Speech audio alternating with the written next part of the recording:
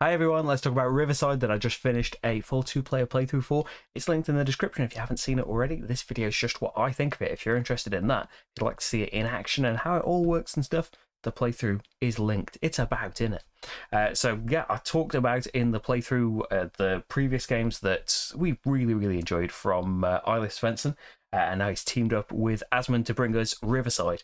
Like Avenue, like Kokoro, which was kind of a re-implementation of it, and Trails of Tucana before it, it's just a fantastic system, using something that worked so beautifully, starting in Avenue, and so simple of you have to beat your previous score. So while you are so keen to be gathering these resources, gathering these tickets up, and I'm going to have, oh look, the 12 is over here, so I'm going to get all the white tickets, I am going to score massively here, and I am going to be in the lead.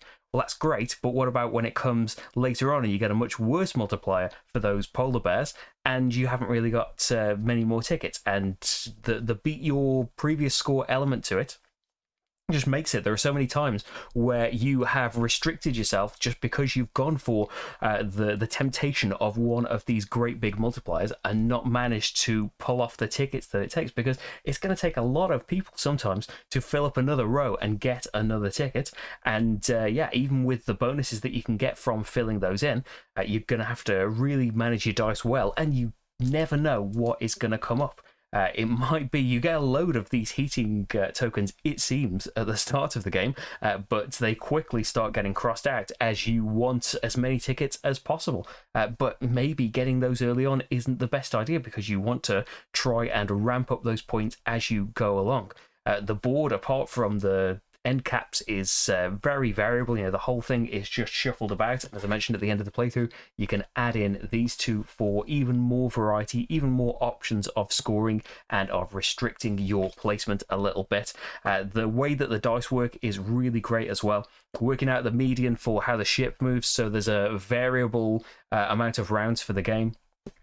Because yeah, you sometimes can see, like in the playthrough, it got there, and any movement past there would have been the end. But yeah, it can be that it goes right back here, and the median happens to be like 5 or 6. It can happen. It's not very likely, but it can definitely happen. And the ship is just going to rocket off to the end, and the last stave church scoring, or the last great big adventure you were going to go on, maybe using your special power to do 2 great big excursions at the same time, isn't going to happen anymore, because the game just ended. So you've always got to be thinking about that as well, especially as you get down to the last stretch. You've got options with the dice. You can add the green one if you can afford it. You can still get these expensive ones if you're willing to give up if you're willing to cross out the heating section, knowing that it's not coming back.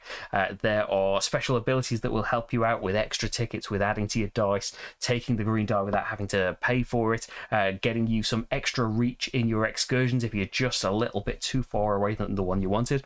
I'll say that at this point we have only played it 2 players. I'm hoping very soon to be playing it with more, but certainly in a 2-player game, the captain score is massive. That is it's always an important part of the game, I think, but it's crucial in a 2-player game, because the person who does best is going to gain 15 points, but the person who does worst, as usual, is going to lose those 15 points, but that's the other player. So it's a 30-point swing in a 2-player game.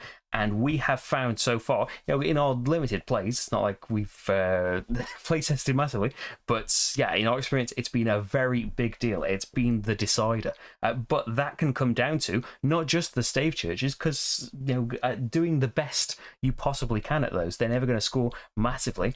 It can just be from evening out your scores in these, that sometimes going to the place that's most lucrative might not be the best thing to do, because yeah, it could have completely turned the game around for Marty in the playthrough, but you can see that in the playthrough itself. But yeah, absolutely love Riverside. It's got its own twists and turns, but yeah, it sits with loads of others on our shelves now as a fantastic roll and write. And yeah, looking forward to getting it played again. That's Riverside, everyone. The playthrough is there, though, for you to have a look for yourself. This is just what I think. And who knows what I think you, because you've watched the video. That wasn't what I meant to say. Thanks a lot, though. I will see you for the next game. Bye, everyone.